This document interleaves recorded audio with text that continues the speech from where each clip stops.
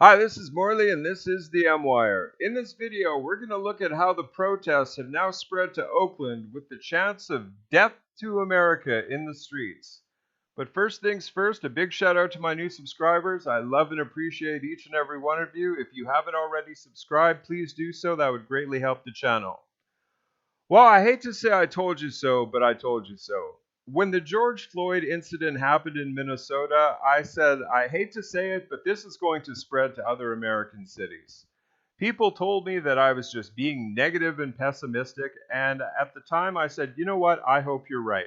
I hope this is just an isolated incident and it stays contained to Minnesota, but unfortunately that hasn't happened. It's gone to Portland, it's gone to New York, it's gone to Seattle. It's now gone to Oakland. I mean, people chanting death to America in the streets of America, I'm not even quite sure I understand what that even means. Are they chanting death to America because they want to die themselves? They're part of America. I don't think they get that part. If they went to some Saudi country like Saudi Arabia or Iran and they started chanting death to Iran, death to Saudi Arabia, they would be publicly executed. And I'm not exaggerating when I say that. I mean, this is absolute insanity that they want to bring down the very country that they are a part of. And these riots are organized, people. We know that. There's definitely money behind them. These are not just a bunch of kids that are tired of being on lockdown and are going out in the street rioting. These are organized. But in the same breath, I'm going to say that the attitude of these rioters is basically that of a little kid being told that they can't have an ice cream cone.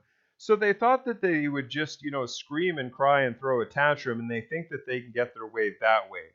I mean, that is absolutely asinine at best. But, I mean, look at the Democrat reaction to these riots. They're just letting them happen. AOC said that she finds this exciting, actually, that it's part of some revolution. I actually did a video on that. I'll link it in the description box. But exciting?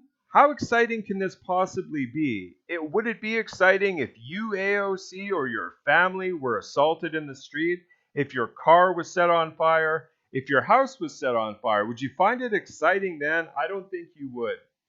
I mean, it's blatantly clear that if a vote for the Democrats is a vote for violence and riots, because if Joe Biden, sleepy Joe Biden, somehow wins in just 2 short months, this will be the new norm in America, folks. I hate to say it, but this will be par for the course. These Democrats will just sit back and let these cities burn. It's beyond ridiculous. I encourage you to get out and vote on November 3rd. I cannot stress that enough. If you've never voted before and you're old enough, please, implore you to vote. Because these Democrats, once their city gets destroyed, they refuse. I mean, first they refused help from Donald Trump, and then after that, they ask him for money to come and fix the problem, like Governor Wall did in Minnesota. Minneapolis burned. In the meanwhile, Donald Trump offered help.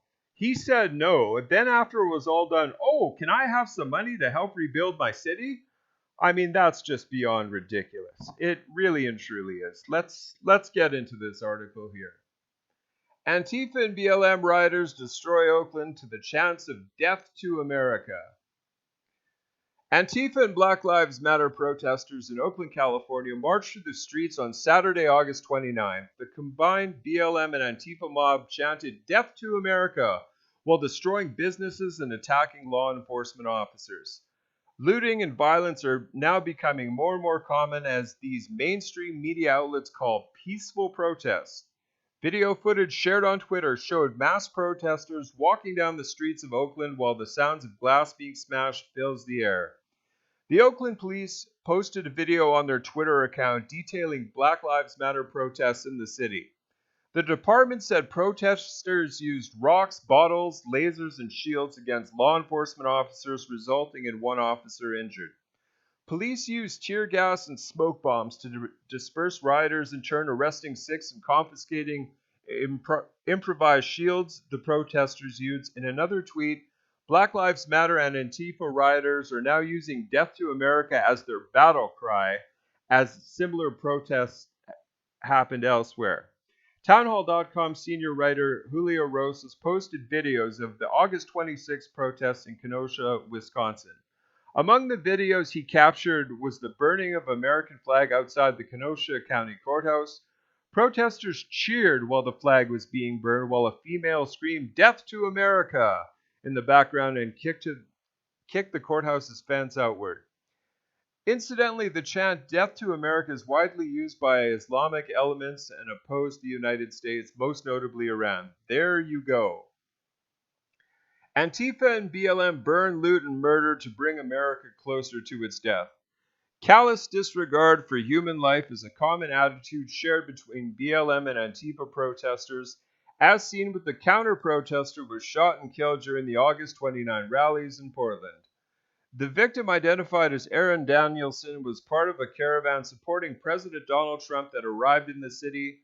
Another American flag was burned to chants of Black Lives Matter, as seen in the footage posted by journalist Andy Go. Another video by Go showed BLM protesters celebrating Danielson's death, with a female protester claiming the victim was an effing Nazi, and the community held out its own and took out the trash. Black Lives Matter and Antifa have been involved in a number of violent incidents ever since intensified this year after the May 25th death of George Floyd. In downtown Portland, Marquise Love was filmed beating Adam Hayner, and Hayner stepped in to stop an attack of another individual. Hayner has since been discharged from the hospital and after being treated for serious injuries. Meanwhile, Love is now in police custody. I did a video on that as well. In Kenosha, where Rosas captured the video of protesters burning an American flag, rioters assaulted Kyle Rittenhouse while he was protecting businesses in the area, prompting him to shoot his attackers in self-defense. Rittenhouse shot and killed 2 rioters and injured 1. He is now facing multiple charges. I did a video on that as well. Kentucky Senator Rand Paul and his wife were almost attacked by a mob of protesters in Washington, D.C., if not for the timely intervention of police officers. In a Fox and Friends interview the morning after what happened to him and his wife, Senator Paul claimed that the protesters were part of an organized interstate racket and were paid to protest in Washington, D.C. He cited the need for the FBI to be involved in the matter, believing that something's going on here and it's much bigger than people think. The senator further added that any protesters arrested should be questioned to find out who is paying them to incite riots. This is just getting worse, folks, and it's all Democrat-run states. Once again, I encourage you to get out and vote on the 3rd of November. Even though Trump is way ahead in the polls, we can't rest on that. We have to seal the deal. Everyone go out and vote. Thank you very much for coming along to my video. If you haven't already, please like, comment, share, and subscribe. I'd greatly appreciate it. It would help the channel immensely. And God bless you all.